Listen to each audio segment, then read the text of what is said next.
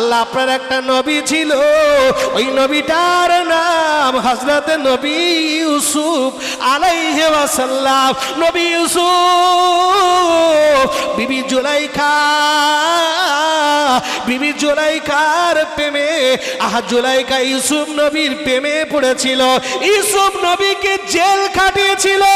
ইউসুফ নবীকে আবার আল্লাহ এত সুন্দর রূপ দিয়েছিল, এত সুন্দর চেহারা দিয়েছিল। ইউসুফ নবীকে দেখে বিবি জুলাইখা পাগল হয়ে গিয়েছিল। শুধু তাই না, ওই মিশরের সমস্ত যুবতী মহিলারা ইউসুফ নবীকে দেখে ফিদা হয়ে গিয়েছিল। একদিনকার ঘটনা বাবা, আল্লাহর ওলি আল্লাহর নবী ইউসুফ আলাইহি ওয়াসাল্লামকে একদিন বিবি জুলাইখা ডাক দিয়ে বলে, ও ইউসুফ শোনো, আমি একটা দিন মদিনার মিশরের সমস্ত যুবতী মহিলাদেরকে ডাকবো। যুবতী মহিলাদেরকে ডেকে আমি তাদেরকে ইনভাইট করব, কিছু খেতে দেবো। সমস্ত মহিলাদেরকে ডাকলো, সুন্দরী সুন্দরী নারীদের মিশরের মহিলাদেরকে ডাক করলেন। ডাক করে লাইন করে বসিয়ে দিলেন। বসিয়ে দেওয়ার পরে ও বাবাজি ভাই জানেরা, তাদের হাতে একটা করে থালা দিলেন আর একটা করে ছুরি দিলেন। ছুরি দেওয়ার পরে বিবি জুলাইখা মিশরের মহিলাদেরকে বলেছিল, ও মিশরের নারীরা, তোমরা একটু অপেক্ষা করো, আমি যখন হুকুম দেবো তোমরা তখন ফলটা কাটবে। আই ভাইরা বাবাজিরা, বিবি জুলাইখা ইউসুফ নবীকে এবারে ডাকলেন, ওরে ইউসুফ, এই মহিলাদের সম্মুখে তুমি একটু হাঁটা চলা করো, মিশরের যুবতী মহিলাদের সম্মুখ দিয়ে চলাফেরা করো। বিবি জুলাইখার হুকুম নিয়ে নবী ইউসুফ ওই মেয়েদের সম্মুখ দিয়ে চলতে লাগলো। আর ঠিক ওই মুহূর্তে বিবি জুলাইখা মহিলাদেরকে বলল, ও মিশরের নারীরা, এবারে তোমরা তোমাদের আপেলটা কাটতে থাকো, তোমাদের ফলটা কাটতে থাকো। ভাইরা বাবাজিরা ফল কাটে, আর মিশরের সুন্দরী মহিলারা বিবি জুলাই ইউসুফ নবীর দিকে একভাবে তাকিয়ে আছে আর বলে, দেখ দেখ কত সুন্দর ছেলে, কত সুন্দর নাক নকশা, এত সুন্দর ছেলে আমরা মিশরের মেয়েরা কোনোদিন দেখিনি। তারা ইউসুফ নবীর দিকে তাকিয়ে আহারে আপেল কাটতে কাটতে আঙুল কেটে ফেললো। কারো দুটো আঙুল, কারো তিনটা আঙুল, কারোর হাতটা ঝুলছে, ধারালো অস্ত্র দিয়ে তো কাটছে। কাটতে কাটতে রক্ত ভেসে যায়, থালা বাসন ভেসে যায়। ও বাবাজি ভাই জানেরা, কেরা কোরআন শরীফের ভিতরে এসেছে, কোন মহিলা জ্বালা যন্ত্রণা পায়নি, জ্বালা যন্ত্রণা উহুয়া তারা পায়নি। বিবি ইউসুফ নবী চেহারার দিকে তাকিয়ে থেকে তাদের জ্বালা যন্ত্রণা তাদের কিচ্ছু হয়নি বাবা। আল্লাহর ওলি বড় পীর আব্দুল কাদের জিলানী বলে, আল্লাহ একজন নবীকে দেখে মিশরের মেয়েরা তারা যদি হাত কেটে ফেলে জ্বালা যন্ত্রণা না হয়। ও রব্বুল আলামিন, আল্লাহ পাক, আপনি আমাদের আল্লাহ, আপনি আমার খালেক, আপনি আমার মালিক, আপনি আমার আল্লাহ।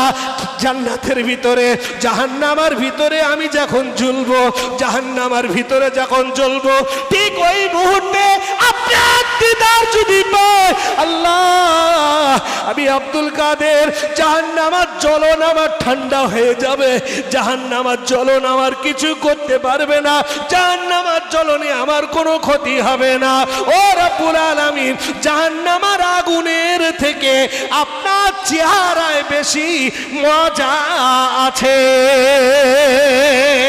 আর একবার জোরে বলেন সুবহানাল্লাহ। জাহান্নামের আগুনের ক্ষমতা বেশি না আল্লাহর চেহারার ক্ষমতা বেশি? কথা বলেন। জাহান্নামের আগুন, আরে ভাই ও তো আল্লাহ স্বয়ং বিশ্বনবী হাবিবুল্লাহর একটা কথা বলি, জাহান্নামের কথা এসেছে। আল্লাহ নবী 1 তারিখে মা ফাতেমাতুজ জোহরার বাড়িতে গিয়েছে, ফতেমার বাড়িতে। তো ফতেমার বাড়িতে গিয়ে মা ফতেমা ওই সময় রুটি বেলছে, রুটি বানাচ্ছে। আল্লাহ নবী বলছে, মা, ও মা ফতেমা তুমি কি করছো মা? তো বলে, আব্বা রুটি বানাচ্ছি, রুটি। আল্লাহ রসুল বলছে, ও মা ফতেমা তুমি রুটি বানাও, তবে মা দুটো রুটি কিছু আটা তুমি রেখে দাও, দুটো রুটি আমি রাসূলুল্লাহ আমি নিজে হাতে বানাবো। একবার জোরে বলেন, দুটো রুটি আমি নিজে হাতে বানাবো। ওই রুটি দুটো বানাতে আমি তোমার পিড়ে নেব না, তোমার বেলুন নেব না, কোনো কিছু নেব না। আমি হাত দিয়ে রুটি দুটো বানিয়ে আমার ইমাম হাসান আর হুসাইনকে তুমি এই রুটি দুটো খাওয়াবে। একবার জোরে বলে। তো মা ফাতেমা বললেন, ঠিক আছে আব্বা, আপনি নিজে হাতে রুটি দুটো বানান। বলে রুটি দিলেন। রাসূলুল্লাহ রুটিগুলো হাত দিয়ে চেপতে এরকম করে রুটি দুটো নিজে হাতে বানালেন। পিড়ে নিলেন না, বেলুন নিলেন না, কিছুই নিলেন না, হাতে বানালেন। বানিয়ে রাসূলুল্লাহ এবার বলছে, ও মা ফাতেমা, তুমি এই রুটি দুটো উনানে ছাঁকো, উনানে আগুনটি দিয়ে ছ্যাঁক দাও। তো মা ফাতেমা আঁচ ধরিয়েছে, উনান ধরিয়ে এবার রুটি দুটো ছেঁকবে। প্রথম একটা রুটি যেই আগুনটি দিয়েছে, চুলায় দিয়েছে, সঙ্গে সঙ্গে চুলাটা দপ করে আগুনটা নিভে গেল। একবার জোরে বলেন সুবহানাল্লাহ, বলবেন না? এই রাতের বেলা যদি সুবহানাল্লাহ বলেন, কেউ না শুনতে পায়, আল্লাহ শুনতে পাচ্ছে। কারণ এখন যে সময়টা তাহাজ্জুদের নামাজের রক্ত। আর হাদিস শরীফে এসেছে, রাসূলুল্লাহ বলেছেন, বান্দা যখন গভীর রজনীতে আল্লাহর ইবাদত করে, আল্লাহর প্রশংসা করে, আমার আল্লাহ প্রথম আসমানে নেবে এসে বান্দার সুবহানাল্লাহ নিজে কানে শোনে। একবার জোরে বলেন, নিজে কানে শোনে। এই যে সময়টা আপনি দিচ্ছেন, সময়টা একটু ভক্তি করে দিলে আমার আল্লাহ আরো খুশি হবে। যদি ভক্তি করে, মহব্বত করে, আরে ভাই মরে যাবেন না। আপনি শক্ত হন, নিজেকে ভালো করে তুলুন, ভক্তি আল্লাহর প্রতি বাড়ান, অবশ্যই আল্লাহ আপনার ঈমান চাঙ্গা করে দেবে।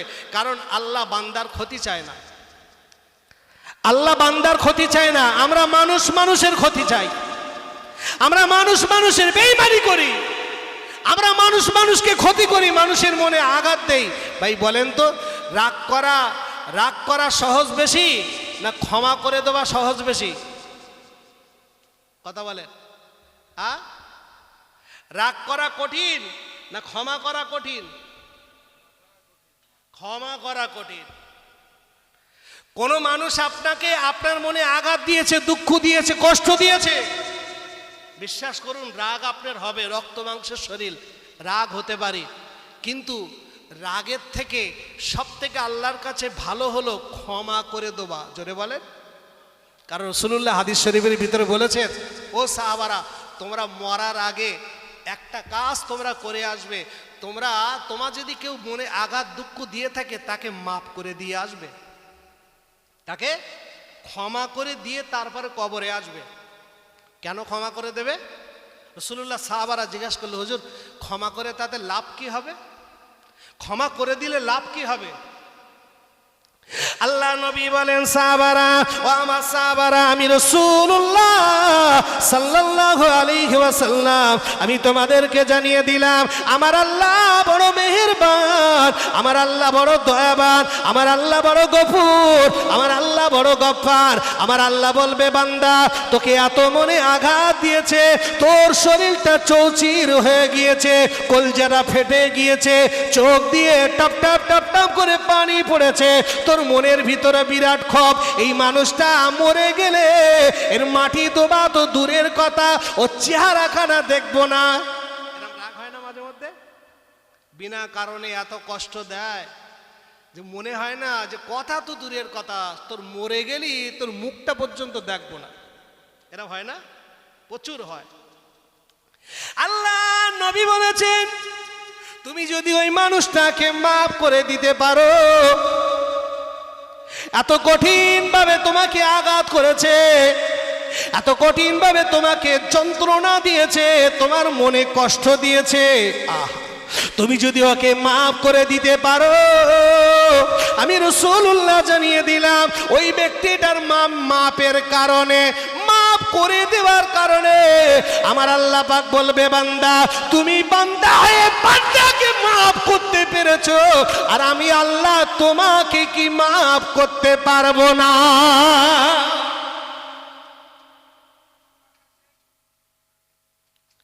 আমরা বান্দার প্রতি সহানুভূতি হলে, আমরা বান্দার প্রতি মায়া দেখাই, মহব্বত দেখাই, ভালোবাসা দেখাই, প্রেম দেখাই। ও বাপজি ভাই জানে না এই প্রেম মহব্বত কে দিয়েছে আপনার মনে? বলো বলো, কে দিয়েছে? প্রেম ভালোবাসা কে দিয়েছে?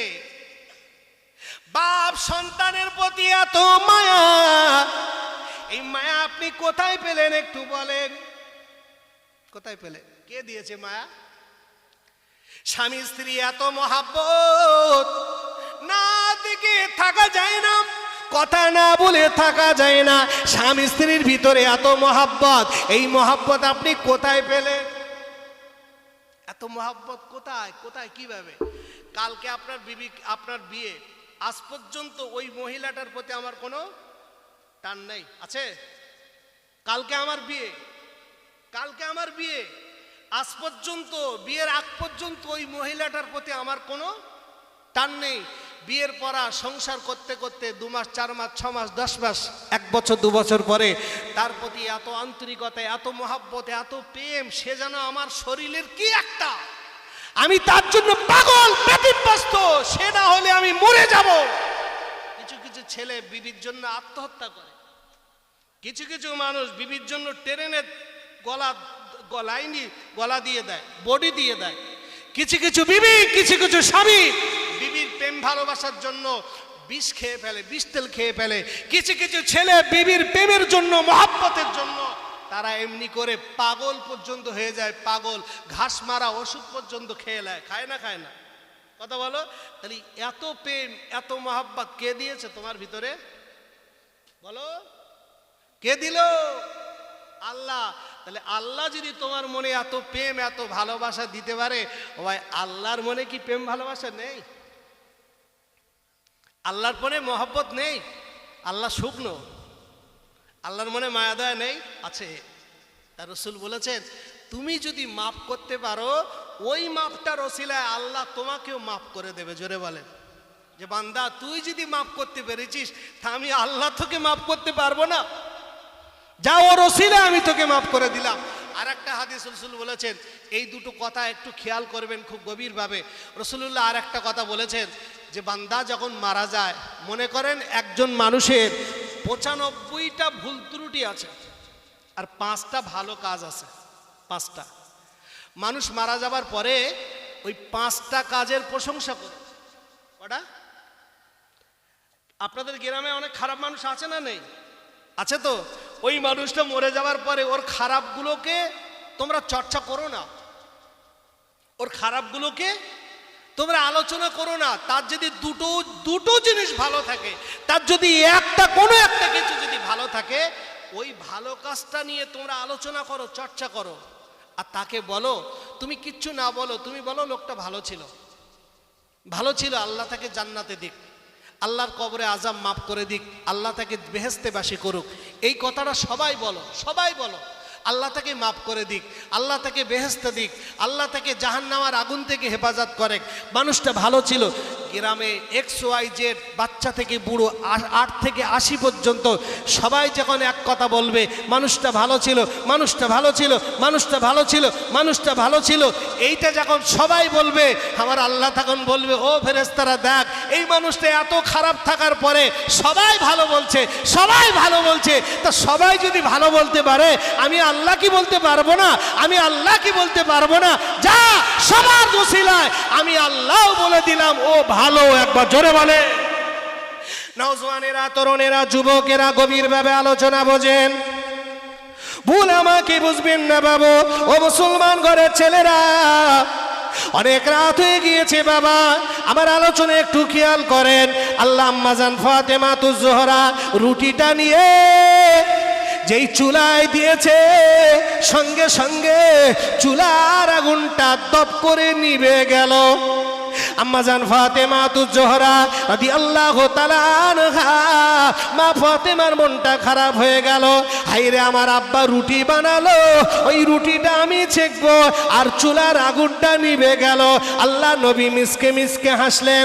আম্মা জান ফাতেমাতুজ জোহরা আবার একটা রুটি নিয়ে আবার চুলোটা, আবার আগুন দিয়ে চুলোটা ধরালেন। ধরিয়ে আবার কিনা রুটিটা চুলায় দিয়ে আবার যখন ছেঁকতে যাবে, ও বাবাজি ভাই জানেরা, দেখতে পাওয়া গেল আবার চুলার আগুনটা দপ করে নিভে গেল। আবার মা ফাতেমা চুলোটা ধরালো, চুলো ধরিয়ে আবার রুটি দিচ্ছে, ছেঁকবে। দেখতে পাওয়া গেল আবার চুলোটা দপ করে নিভে গেল। যতবার চুলো ধরায় রুটি দেয় লিবে যায়, মন খারাপ হবে না? হবে না? আম্মা জান ফাতেমা ওই চুলোকে কেন্দ্র করে বলে, ওরে চুলো রে, আমার আব্বা জান নিজে হাতে রুটি বানিয়েছে, ওই রুটিটা ছেঁকবো আমার ইমাম হাসান আর হুসাইনকে আমি ফাতেমা খাবো।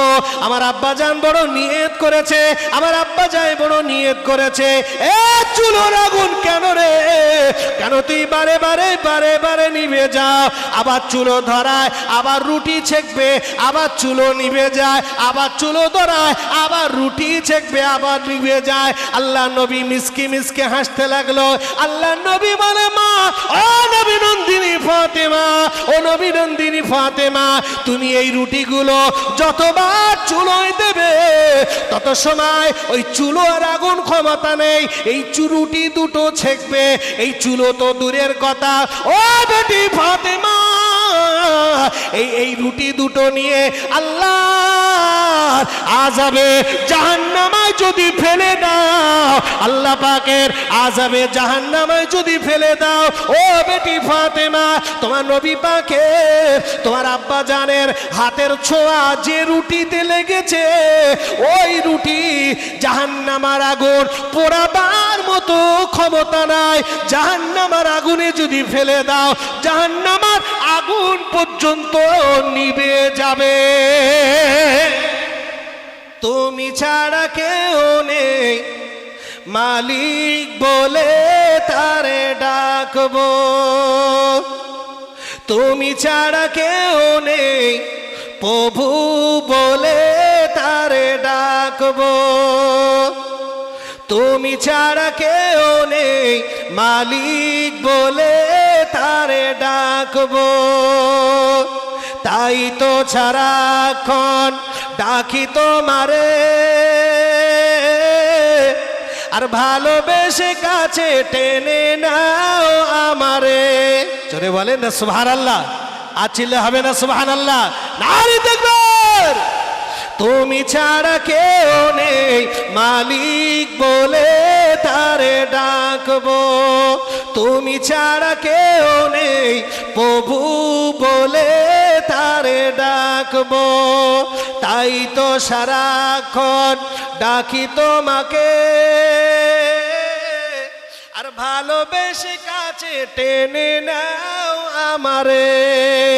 এ মনের গহীনে আছো তুমি, আর ভালোবেসে সারা জীবন রাখবো। তুমি ছাড়া কেউ নেই, মালিক বলে তারে ডাকবো। তুমি ছাড়া কেউ নেই, প্রভু বলে তারে ডাকবো। আল্লাহুম্মা সাল্লি আলা মাওলানা মুহাম্মদ ওয়া আলা আলি সাইয়্যিদিনা। ভাইরা, বাবাজিরা, নওজোয়ানেরা, তরুণেরা, যুবকেরা, গভীরভাবে আলোচনা বোঝেন, ভুল আমাকে বুঝবেন না বাবু। আজকের সমাজের ভিতরে দেখতে পাওয়া যায়, ও মুমিন মুসলমানেরা, ভুল আমাকে বুঝবেন না, আজকে সমাজের ভিতরে, আমাদের ভিতরে বাবা, আমাদের সন্তানগুলো পেয়ারা হয়ে যাচ্ছে। অনেক বাপেরা, অনেক মায়েরা, এরা নিজেরা নামাজ কালাম পড়ে, সন্তানদের নামাজের তাগিদ দেয় না বাবা। ও মুরব্বী আব্বারা, ভুল আমাকে বুঝবেন না, গভীরভাবে আলোচনা বোঝেন। আল্লাহ নবী জানিয়ে দিয়েছেন, ও দুনিয়ার বাপেরা মায়েরা, আমি নবী জানিয়ে দিলাম, পৃথিবীর জমিন থেকে তুমি ইন্তেকাল করার আগে অবশ্যই তোমার সন্তানকে তুমি নামাজের ট্রেনিং দিয়ে যাও। তুমি বাপ, তুমি মা, তুমি তোমার ছেলেকে যদি নামাজি বানিয়ে রেখে, বাপ তুমি যদি কবরে যেতে পারো, তোমার সন্তানকে তুমি যদি নামাজি বানিয়ে ওর মুখে দাড়ি তুলিয়ে দিয়ে, ওর মাথায় টুপি পরিয়ে দিয়ে, ওকে যদি মসজিদে দান করে দিয়ে দিয়ে ওর বুকে যদি কোরআন তুলে রেখে দিয়ে তুমি বাপ যদি মারা যাও, আমি নবী জানিয়ে দিলাম তোমার এই ছেলেটা নামাজ পড়বে, ওই নামাজের নেকি তুমি বাপ তুমি মা কবরে শুয়ে শুয়ে পাবে। তোমার ছেলেটা রোজা রাখবে, রোজার নেকিটা তুমি বাপ মা কবরে শুয়ে শুয়ে পাবে। তোমার ছেলে হজ করবে, হজের নেকি তুমি বাপ মা কবরে শুয়ে শুয়ে পাবে। তোমার ছেলে দান করবে, দানের নেকি তুমি বাপ মা কবরে শুয়ে শুয়ে পাবে।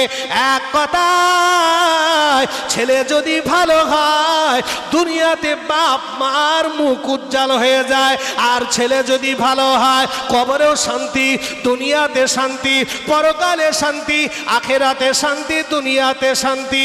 এক কথায় ছেলে ভালো হলে বাপ্পা কবরে শুয়ে শুয়ে নেকি পাবে। এখন মনে করেন বাবা আপনি আপনার ছেলেকে লটারি খোর বানিয়ে রেখে কবরে গেলেন, ছেলে লটারি কাটে, ছেলে মদ খেয়ে মাতলামি করে, ছেলে জেনা বেবিচার করে, ছেলে সুদ খায়, ছেলে এমনি করে গান বাজনা করে, জেনা বেবিচার করে, হিরোইন খায়, গাঁজা খায়। ও মুরব্বি আব্বা তুমি শোনো, তোমার ছেলেটা মদ খেলে ওই মদ খাবার যত গোনা হবে ওই গোনা কিছু গোনা তুমি বাবার মা কবরে শুয়ে শুয়ে পাবে। তোমার ছেলে যখন লটারি কাটবে, লটারি কাটার গোনা তুমি বাবার মা কবরে শুয়ে শুয়ে পাবে। তোমার ছেলে মেয়ে জেনা বেবিচার করবে, জেনা বেবিচারের গোনা তুমি বাবার মা কবরে শুয়ে শুয়ে পাবে। তোমার ছেলেটা এমনি করে গাঁজা খাবে, গাঁজা খাবার গোনা তুমি বাবার মা কবরে শুয়ে শুয়ে পাবে। এক কথায় ছেলে যদি ভালো হয় ভালো ফল পাবে, আর ছেলে যদি খারাপ হয় তুমি বাবার মা জাহান্নামে যাবে। এখন আপনি আমাকে জিজ্ঞাসা করবেন হুজুর তা কি করে হয়? আপনার অঙ্ক তো ভুল। আমি তো নামাজ পড়ি, আমি রোজা রেখেছি, আমি তাহাজ্জুদের নামাজ পড়ি, আমার বিবি কোরআন পড়ে, শবে বরাতের রাত্রিরে 200 রাকাত নামাজ পড়ে, রমজান মাসের 1 মাস রোজা রাখে, আমার বিবি পর্দা করে, ওর মা পর্দা করে, আমি নামাজ কালাম পড়ি, আমি হারাম খাই না, চিটিংবাজি করি না। তো আমার ছেলে যদি মদ খায়, আমার ছেলে যদি লটারি কাটে, আমার ছেলে মেয়ে যদি জেনা বেবিচার করে, আমরা কেন গুনাহগার হবে? অবশ্যই তুমি হবে, অবশ্যই তুমি হবে, কারণ ওটা তোমার ছেলে। তুমি তোমার সন্তানকে সঠিকভাবে মানুষ করতে পারোনি গো বাবা। তোমার ছেলেকে নামাজের ট্রেনিং দাওনি, তোমার ছেলেকে রোজার ট্রেনিং দাওনি, তোমার মেয়ে পর্দা করাওনি, তোমার মেয়েকে নামাজ শেখাওনি, কোরআন শেখাওনি। ও নওজওয়ানেরা, যুবকেরা গভীরভাবে আলোচনা বোঝেন। কিয়ামতের দিনে একদল যুবক আর একদল যুবতীকে জাহান্নামে যাবার হুকুম দেবে।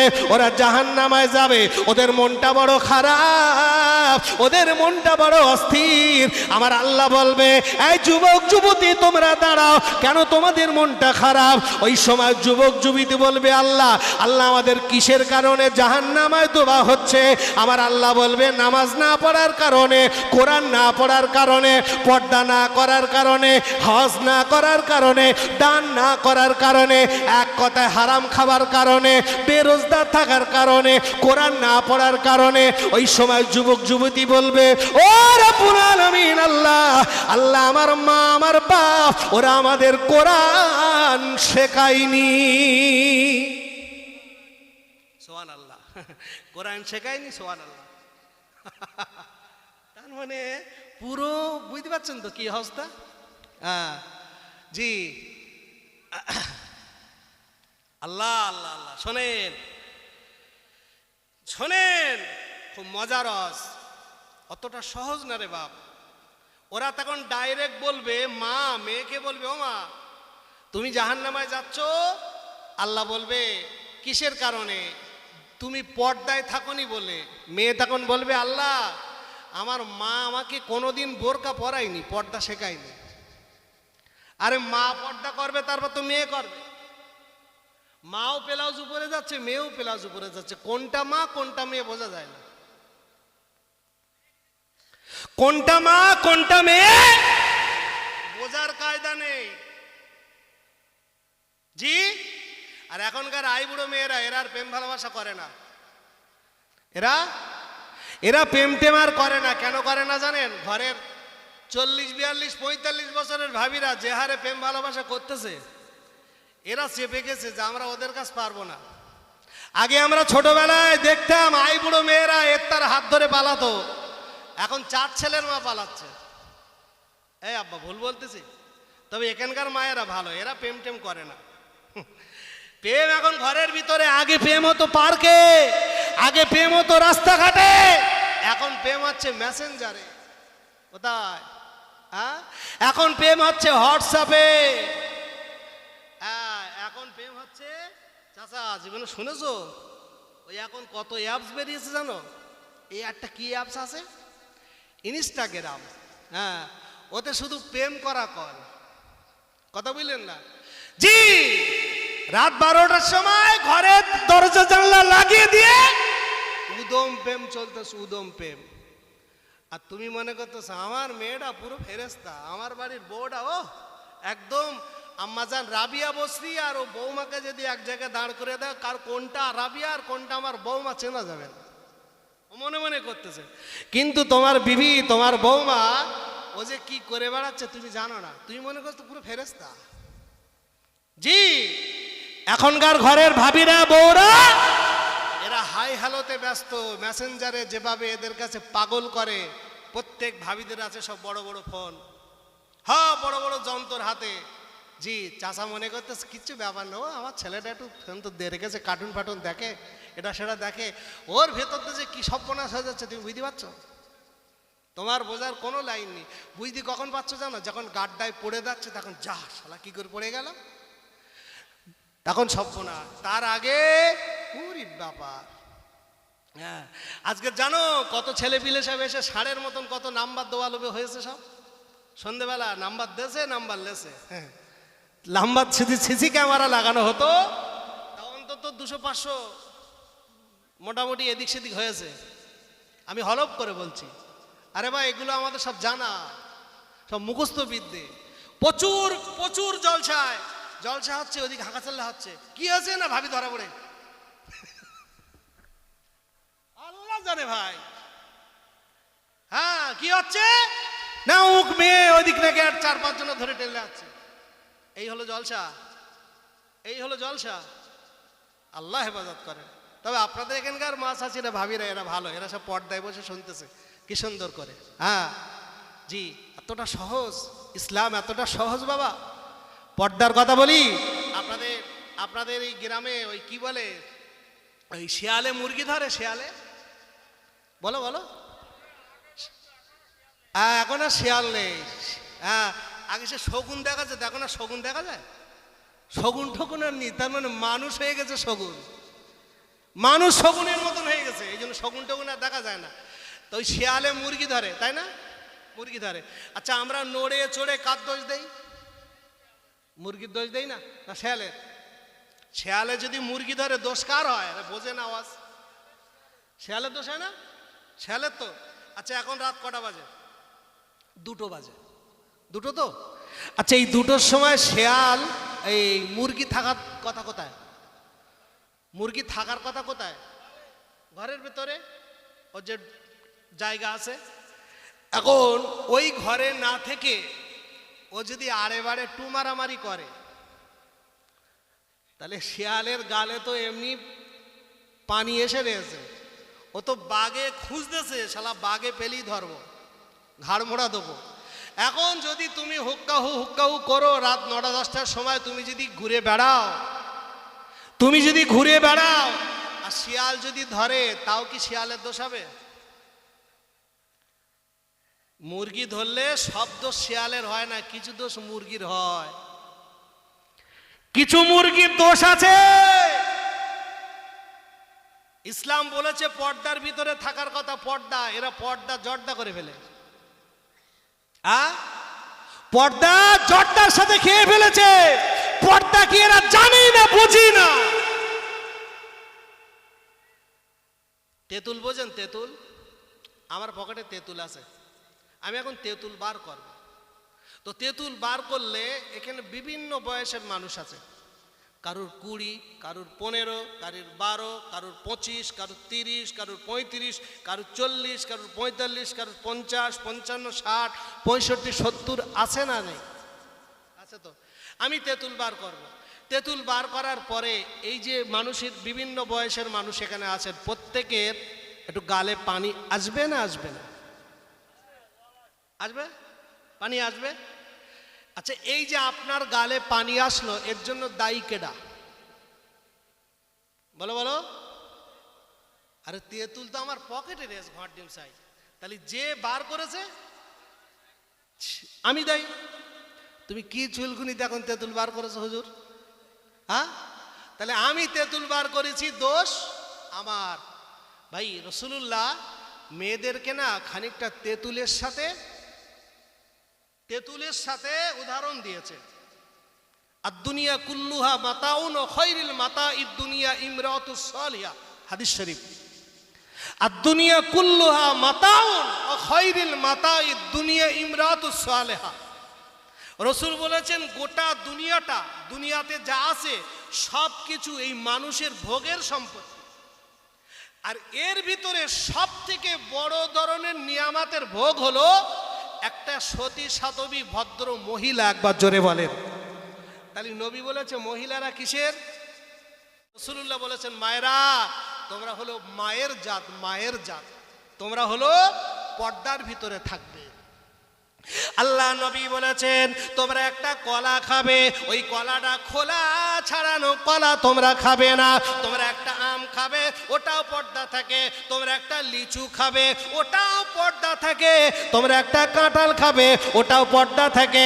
তুমি মিষ্টি খাবে, দোকান থেকে মিষ্টি খাবে, ওটা একটা কাঁচের ভিতরে থাকে।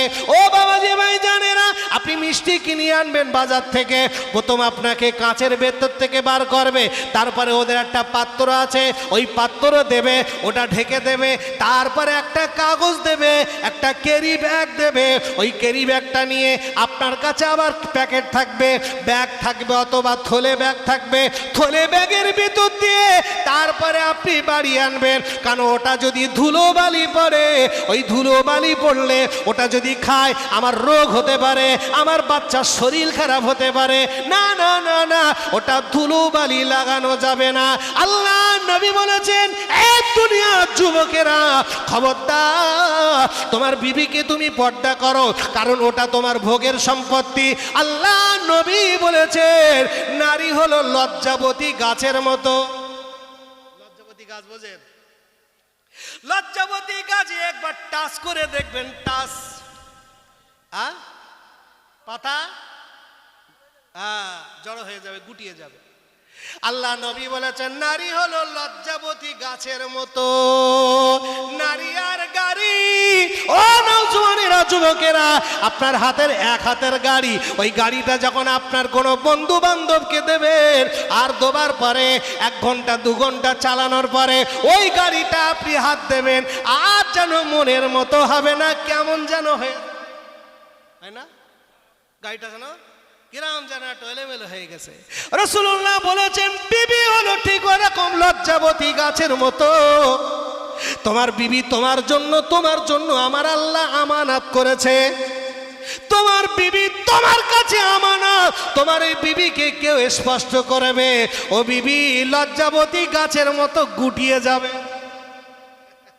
লজ্জাবতী গাছের মতো ও শেষ হয়ে যাবে। ওর নামে সংসার করবে, কিন্তু ওর মনটা পড়ে থাকবে ওই পুরুষটার দিকে। ও বাবজি ভাই জানেরা, সোনামানিকেরা, আজকে আমাদের অধিকাংশ সংসারে স্বামী স্ত্রী মিল মহাব্বত নেই, স্বামী আর স্ত্রী মিল মহাব্বত নেই। আল্লাহ নবী বলেছেন ও যুবকেরা, দুনিয়াতে যদি জাহান্নামার ঘর দেখতে চাও, দুনিয়াতে যদি জাহান্নামার গাড্ডা দেখতে চাও, চলে যাও যে ঘরে স্বামী স্ত্রীর মিল মহাব্বত নেই, যদি অশান্তি ঝগড়া, ওই ঘরটাই হলো জাহান্নামার গাড্ডা। জাহান্নামের গাড্ডা দেখবা দুনিয়াতে, চলে যাও। স্বামী স্ত্রী অশান্তি যে ঘরে, ওই ঘরটায় চলে যাও, জাহান্নামের গাড্ডা। আল্লাহ নবী বলেছেন দুনিয়ার ভিতরে ওই ঘরটাই হলো জান্নাতি ঘর। জান্নাতি ঘর যদি তোমরা দেখতে চাও, চলে যাও ওই ঘরে চলে যাও, যে ঘরে স্বামী আর স্ত্রী মিল মহাব্বত আর স্বামীর কথাতে কথা, স্বামীর হাসিতে হাসি, স্বামীর কান্নায় কান্না, স্বামীর দুঃখে দুঃখিত, স্বামীর ব্যথায় ব্যথা পাবে, স্বামীর কষ্টে কষ্ট পাবে। আল্লাহ নবী বলেছে, ও নারীরা খবরদার তোমার স্বামীর উপরে তুমি কথা বলো না। নবীজি বলেছেন, যে ঘরে যে ফ্যামিলিতে পুরুষ মানুষের চাইতে মহিলার কণ্ঠের আওয়াজ যদি উঁচু হয়, ওই ঘরটা গজব হয়ে যাবে, ওই ঘরটায় আল্লাহর রহমত থাকে না, ওই ঘরটায় বরকত থাকে না। যে ঘরের ভিতরে যে ফ্যামিলিতে পুরুষ মানুষের থেকে মহিলা মানুষের কণ্ঠ বেশি হয়ে যাবে, মহিলা মানুষের কণ্ঠ জোর হবে, ওইটা আল্লাহর গজবের পরিণত হয়ে যাবে। অধিকাংশ ফ্যামিলি দেখবেন স্বামী একটা কথা বললে বিবি তিনটে কথা বলে। অধিকাংশ ফ্যামিলি দেখবেন আপনার কিনা স্বামীগুলো গারল হয়ে আর মহিলাগুলো মোড়ল হয়ে বসে আছে না নেই? হ্যাঁ, এখন আবার মোড়লি করে কেনা জানেন? শাশুড়ি। কারা? হ্যাঁ, আব্বাকে বলতে এই আব্বা, এই আব্বা, আর শ্বশুর আব্বাকে বলছে আব্বা জান। কি বলতে? আব্বা জান। ও শালা, কোথায় ছিল রে? আল্লাহ নবী বলেছেন, এ যুবক, জান্নাত তোমার মায়ের তলায়, মায়ের পায়ের তলায়, জান্নাত তোমার বাপের পায়ের তলায়। এখনকার যুবকরা বলছে মৌলবীর কথা বাদ দাও, জান্নাত হলো বিবির পায়ের তলায়।